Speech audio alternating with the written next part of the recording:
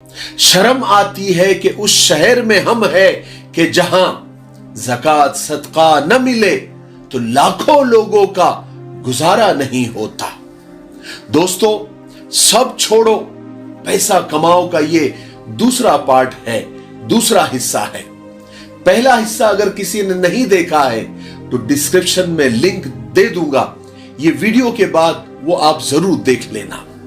देखिए, मैं हमेशा कहा करता हूं कि गरीब पैदा होना ये आपकी गलती नहीं है, हां, लेकिन गरीब मरना ये आपकी गलती है। इसलिए हमेशा ये ख्याल रखो कि भले आप गरीब पैदा हुए, लेकिन आपके माँ बाप बुढ़ापे में अमीर होने चाहिए, ये आपकी जिम्मेदारी है।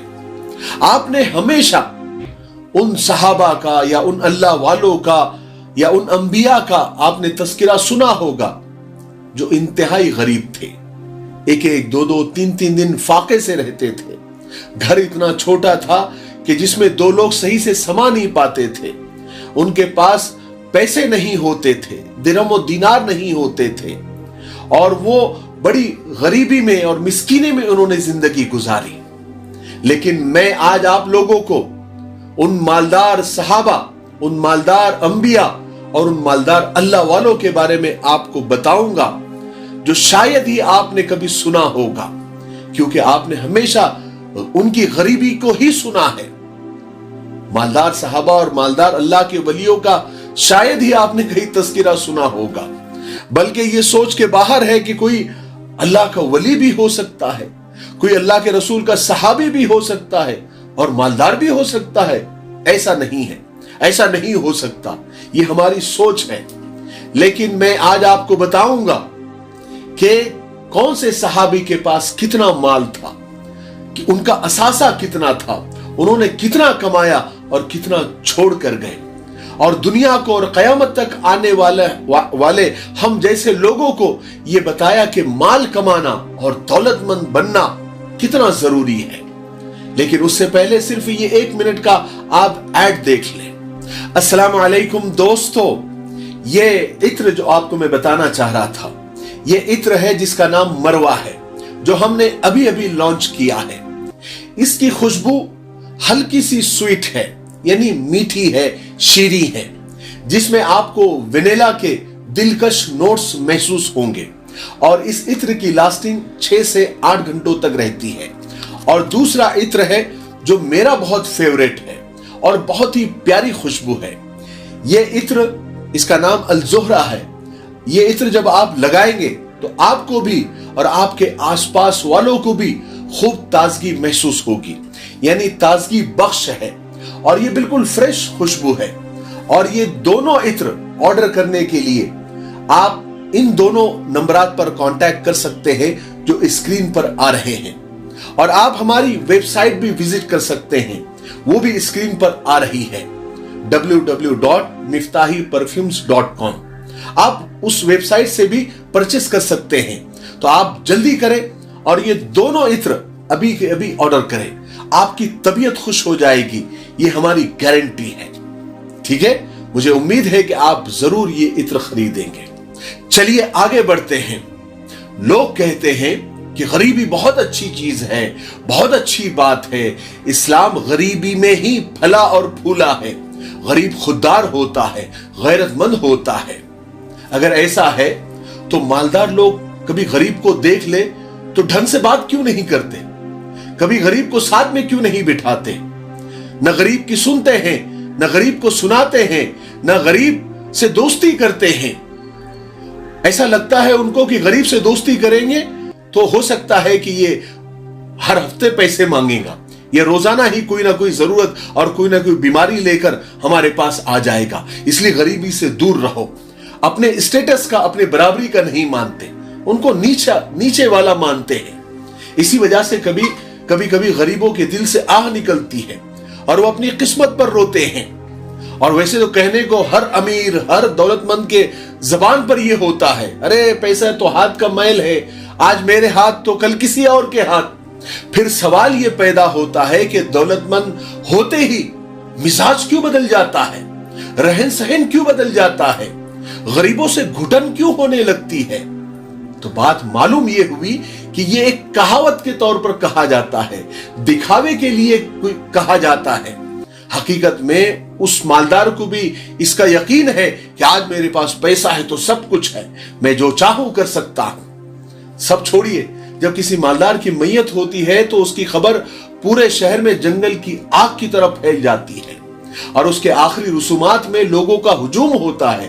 بڑے بڑے امیر, رئیس, حکمران اور سیاستدان سب کے سب آئے ہوئے ہوتے ہیں. ارتھی ہو یا جنازہ کاندھے پر نہیں, گاڑیوں پر رکھ کر لے جایا جاتا ہے. اور جب ایک غریب کے گھرانے میں موت ہوتی ہے تو کسی کو پتہ بھی نہیں چلتا. کسی نے بڑی اچھی 2 لائن کہی ہے کہ غریب شہر تو فاقوں سے مر گیا عارف, امیر شہر نے ہیرے سے خودکشی کر لی. کتنی رشتہ داریاں بگڑ جاتی ہے امیری اور غریبی کے نام پر, کتنی دوستیاں ختم ہو جاتی ہے امیری اور غریبی کے نام پر. پھر بھی کہا جاتا ہے کہ غریبی بڑی اچھی چیز ہے. ایک طرف تو کوئی مخمل کے بستر پر سوتا ہے تو دوسری طرف کوئی اخبار بچھا کر فٹ پاتھ پر سوتا ہے. زندگی کا گزر بسر تو دونوں کا ہو رہا ہے, لیکن ایک کا آرام کے ساتھ اور دوسرے کا تکلیف کے ساتھ. یاد رکھیں, پیسہ بری چیز نہیں ہے, پیسے کا استعمال اس پیسے کو اچھا یا برا بناتا ہے. جیسے چھری سے سبزی بھی کاٹی جا سکتی ہے اور گلا بھی, رسی سے پھانسی کا پھندا بھی بنتا ہے اور جھولا بھی. ہمارے استعمال پر ڈیپینڈ کرتا ہے. ہمیں تو یہ سوچ کر پیسے کمانا چاہیے کہ ہم پیسے کا اچھا استعمال کریں گے. ہم زکوٰۃ لینے والے نہیں, ہم زکوٰۃ دینے والے بنیں گے. ہم صدقہ لینے والے نہیں, ہم صدقہ دینے والے بنیں گے. ہم مدد لینے والے نہیں, ہم مدد کرنے والے بنیں گے. ہم حج کرنے والے بنیں گے, ہم غریبوں کی مدد کرنے والے بنیں گے.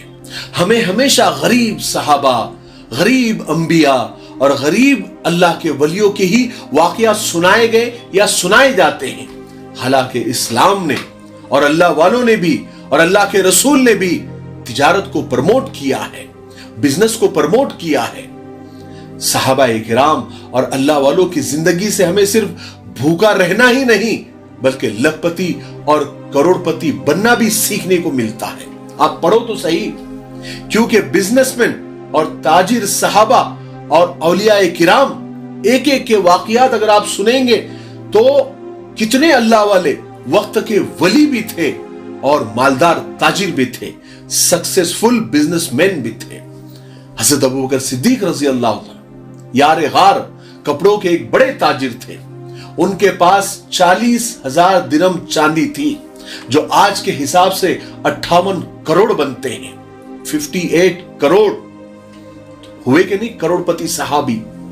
حضرت عثمان غنی رضی اللہ تعالیٰ کے بارے میں آتا ہے کہ وہ تو ملینئر نہیں بلینئر تھے. ان کی دولت کتنی تھی اس وقت آپ کو پتا ہے؟ 3 کروڑ 5 لاکھ چاندی کے درہم اور 1 لاکھ سونے کے دینار. کتنی ویلیو آج کے زمانے میں ہو سکتی ہے. حضرت عثمان غنی کے بارے میں آتا ہے کہ انہوں نے جو خیبر اور وادی رفضہ اور کوے کے موقع پر جو صدقہ دیا تھا صرف اس کی قیمت ہی 2 لاکھ سونے کے دینار تھے. ان کے پاس 1000 اونٹ تھے. ٹوٹل ان کی مالیت جو بنتی ہے نا, کتنا مال ان کے پاس تھا, آج کے زمانے کے حساب سے 11 ارب 90 کروڑ 5 لاکھ روپے بنتے ہیں.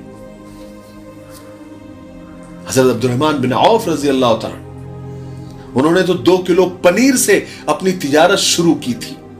انہوں نے صرف ایک جنگ کے موقع پر 40,000 درہم صرف چندہ دیا تھا. اس کے آج کے زمانے میں 58 کروڑ روپے بنتے ہیں. سوچئے جو چندہ 58 کروڑ دے سکتا ہے وہ خود کتنا مالدار ہوگا.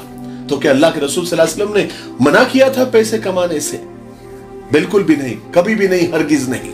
تو میرے بھائیوں, آپ بھی پیسہ کماؤ, کسی کی باتوں میں مت آؤ. سب پیسہ کما رہے ہیں, آپ بھی کماؤ. چاہے مسجد کے ذمہ دار ہو, مدرسے کے ذمہ دار ہو, اسکولوں کے ذمہ دار ہو, کالج کے ذمہ دار ہو, درگاہوں کے ذمہ دار ہو, یا پھر قبرستان کے ذمہ دار ہو, چاہے سیاستدان ہو, چاہے نوکری والے ہو, چاہے بزنس مین ہو, سب پیسہ کما رہے ہیں. آپ بھی کماؤ. آپ کو کس نے روکا ہے؟ بس صرف اتنا خیال رکھنا ہے کہ حلال طریقے سے آپ کو کمانا ہے. کسی کا گلا دبا کر نہیں, کسی کا حق مار کے نہیں, جھوٹ اور سود نہ ہو, رشوت نہ ہو, کسی کو دھوکہ دے کر پیسے آپ نہ کمائیں. اور پیسے کمانے کا اور ہول سیل میں پیسے کمانے کا سب سے بڑا راستہ بزنس ہے، تجارت ہے۔ 99% اس میں برکت اللہ نے رکھی ہے، نوکری میں وہ برکت نہیں ہے جو تجارت اللہ کے رسول صلی اللہ علیہ وسلم نے بھی کی، صحابہ نے بھی کی، اور انبیاء علیہ السلام نے بھی کی، اور اللہ والوں نے بھی کی۔ سب بڑے بڑے تاجر تھے اور وقت کے ولی بھی تھے ماشاءاللہ۔ اکثر لوگ جنہوں نے اپنا جو بچا ہوا وقت ہے وہ بزنس میں ہی لگایا۔ بزنس میں آپ بھی کریں، بزنس کی طرف فوکس کریں، چاہے کوئی بھی تجارت ہو آپ اس پر فوکس کریں، محنت کریں اور اللہ سے مانگتے رہے، خوب برکت ہوگی۔ اسلام نے کبھی بھی پیسے کمانے سے منع نہیں کیا ہے، کبھی بھی نہیں، ٹھیک ہے۔ ابھی رمضان آ رہے ہیں، بہت سارے لوگ آپ کو رمضان میں پیسے کمانے سے منع کریں گے، بولیں گے چھوڑ دو اور صرف اللہ کی عبادت کرو۔ وہ یہ سمجھتے ہیں کہ تجارت عبادت نہیں ہے۔ اگر تجارت کو صحیح طریقے سے کیا جائے، صدق نیت سے کیا جائے، سچ بول کر کیا جائے، تو آپ تجارت کو بھی عبادت بنا سکتے ہیں، اور بہت بڑی عبادت ہے۔ حضرت عمر رضی اللہ تعالیٰ کے بارے میں آتا ہے، وہ فرماتے تھے کہ اگر شہادت کے بعد اگر مجھے کوئی موت پیاری ہے تو وہ تجارت کرتے ہوئے میں مروں، میرا دل یہ چاہتا ہے شہادت کے بعد۔ سوچی تجارت کتنی بڑی عبادت ہے۔ اس لیے آپ صرف وقت کا مینجمنٹ کریں، آپ کے روزے بھی ہو رہے ہو، آپ کی تراویح بھی ہو رہی ہو، آپ کی تہجد بھی ہو رہی ہو، 5 وقت کی نمازیں بھی ہو رہی ہو، اور پھر آپ بزنس کر رہے ہو تو بہت اچھی بات ہے۔ سب چھوڑ چھاڑ کے تو رمضان کے علاوہ بھی جائز نہیں ہے، تو رمضان میں بھی سیم ہے، ٹھیک ہے۔ تو رمضان پیسے کمانے کا بھی ذریعہ ہے اور عبادت کرنے کا بھی مہینہ ہے، ٹھیک ہے۔ تو آپ بزنس کر سکتے ہیں رمضان میں بھی اور رمضان کے علاوہ بھی، بس آپ کا مینجمنٹ اچھا ہونا چاہیے، ٹائم ٹیبل آپ کا بنا ہوا ہونا چاہیے۔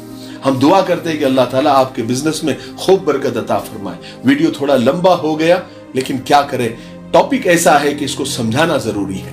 مجھے امید ہے کہ آج کی ویڈیو سے ہم کو بہت کچھ سیکھنے کو ملا ہوگا۔ تب تک میرے لیے، پوری امت کے لیے، پوری انسانیت، پوری مانوتا کے لیے، اور ہمارے پیارے ملک بھارت کے لیے، اور یہاں کی امن شانتی، ترقی، انتی کے لیے خوب دعائیں کرتے رہیں۔ السلام علیکم ورحمۃ اللہ وبرکاتہ۔ سنشائن ہربل مایوس شادی شدہ مردوں کے لیے جڑی بوٹیوں سے تیار کردہ اثردار دوا۔ اس کے علاوہ وزن بڑھانے اور موٹاپا کم کرنے کے لیے لاجواب دوائیں انڈیا میں کہیں بھی حاصل کرنے کے لیے ابھی کال کریں۔